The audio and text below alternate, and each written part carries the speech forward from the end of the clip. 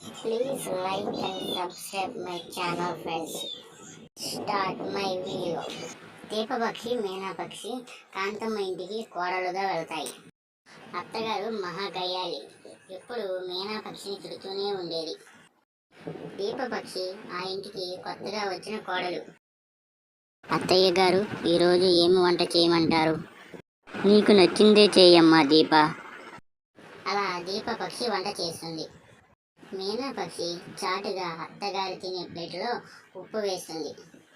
పక్షి ఇలా అంటుంది, అక్క, అత్తగారు తినే ప్లేట్లో ఉప్పు ఎందుకు వేసావు? మీనాపక్షి ఇలా అంటుంది, నేను అన్నం తినేటప్పుడు కావాలని ఏదో ఒక పని చెప్తూ ఉంటుంది, లేదా కావాలని ఏదో ఒక వంక పెట్టుకుని అన్నం మొత్తం తినేసాక అది బాగాలేదు, ఇది బాగాలేదు అని చెప్తుంది. ఎన్ని రోజులు నేను ఆకలితో పడుకున్నాను, ఒక్కరోజు అయినా తెలిసి రావాలి ఆకలి అంటే ఏంటో. అందరూ తిని మనం తినకపోతే ఎలా ఉంటుందో తెలిసి రావాలి అత్తయ్య గారికి. దీపచెల్లి, నీ అందమైన సొగసరి అత్తగారు పక్కింటి వాళ్ళకి ఏం చెప్తుందో చూడు. అసలు మా కోడళ్ళు పనే చేయరు, అంతా నేనే చేసుకోవాలి. పేరుకి ఇద్దరు కోడళ్ళమ్మ, చిన్న చిన్న పనులు కూడా రావు, వంట అయితే అసలే రావు. నిన్ను కూడా అంటుంది చూడు దీప చెల్లి. నిజమే అక్క. మనం ఓడిపోయామన్న బాధ కన్నా మన తోటి వారు ఓడిపోయారు అన్న సంతోషం తోడు కోడల్ని అంటుంటే చెవులకి వినసొంపుగా హాయిగా ఉంది. అసలు మన అత్త వాళ్ళకి ఎందుకు అలా చెప్తుంది? తన ఒక్కటే అన్ని పనులు చేసేస్తుందని తన గొప్ప చూపించుకుంటుంది. తన కొడుకులు ఇద్దరు పని నుండి ఇంటికి వచ్చారు. ఇద్దరు కొడుకులు ఇంటికి వచ్చేసరికి వాళ్ళ అమ్మ పని చేస్తూ కనపడింది.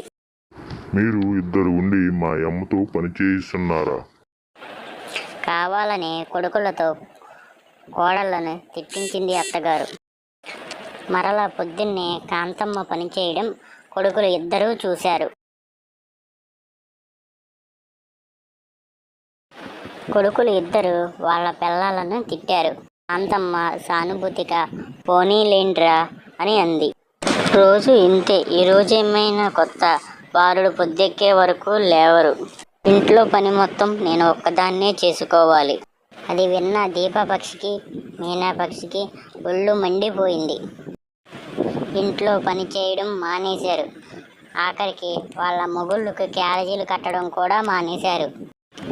ఏంటి అని సాయంత్రం వాళ్ళ కొడుకులు ఇంటికి వచ్చి వాళ్ళ అమ్మను అడిగారు. సాయంత్రం వంట చేయడం కూడా మానేశాయి దీపపక్షి మీనాపక్షి. కాంతమ్మ చేసిన వంటలో ఉప్పు కారం ఏమాత్రం సరిగ్గా లేవు. అసలు ఎవరూ తినలేకపోయారు. మరుసటి రోజు దీపపక్షి మీనాపక్షి వంట చేసుకుని హాయిగా తింటూ ఉన్నాయి. అత్తకి కోడళ్ళకి మధ్య వాగ్వాదం మొదలయ్యింది. కాంతమ్మ కొట్టడానికి చెయ్యి లేపింది. దెబ్బ పడితే బాగోదు అని హెచ్చరించాయి దీపపక్షి మీనాపక్షి. అలా 2 రోజులు కోడళ్ళు ఇంట్లో అసలు ఏమీ వంట చేయలేదు. కొడుకులు వాళ్ళ తప్పులు తెలుసుకుని పెళ్ళాలకు సారీ చెప్పారు. అమ్మ, ఇక నుంచైనా కోడలతో గొడవ పడ్డం మానేసి వాళ్ళని జాగ్రత్తగా చూసుకోవే. దీపపక్షి మీనాపక్షి ఇలా అన్నాయి. మేమే మిమ్మల్ని జాగ్రత్తగా చూసుకుంటాం. కోడళ్ళు అనే గౌరవం మాకు ఇస్తే చాలు, మా మర్యాద పోకుండా. అత్త, నువ్వు ఒక ఇంటి ఆడపిల్లవేగా,